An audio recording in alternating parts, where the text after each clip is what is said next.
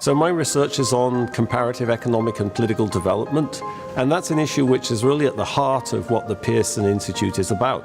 The goal is always to try to understand the world, to make people's lives better and to allow them to live in peace and security with a different future than they have now.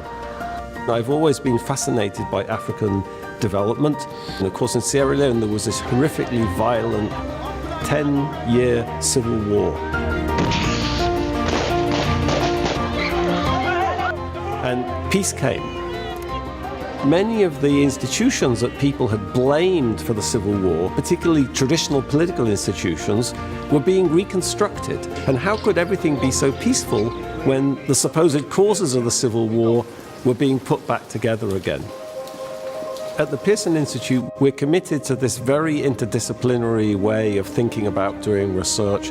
We're committed to social science and data-driven approaches to understanding the world, but we're also committed to field work, and that's a super critical part of the process. If you want to understand problems of African development, you have to understand African society, African institutions, the context, the way people think, the way they interact with each other, the history. And the only way to learn that is to get out into Sierra Leone and start talking to people. And I got obsessed with trying to understand the history. So we did a survey in every chieftaincy, about 150 in Sierra Leone, trying to reconstruct the history of the ruling families back into the 19th century.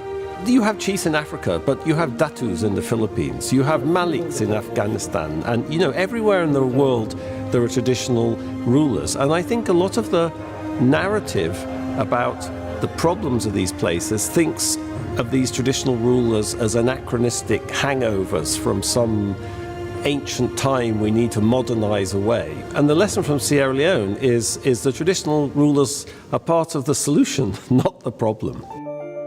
If you get into a dispute in rural Sierra Leone, where do you go? Who do you go to? Who do you talk to? You talk to the chief.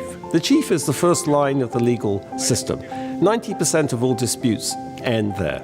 Okay? How does conflict start? Conflict starts because society doesn't have legitimate institutions for resolving grievances and disputes.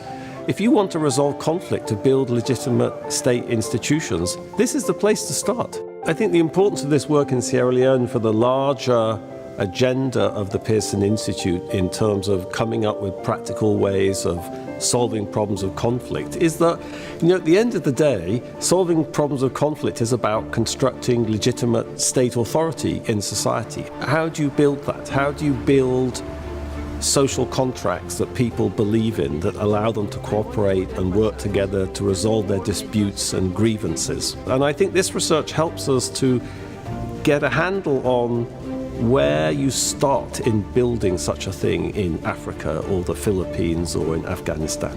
And we can really forge a bond with policymakers that can make a difference.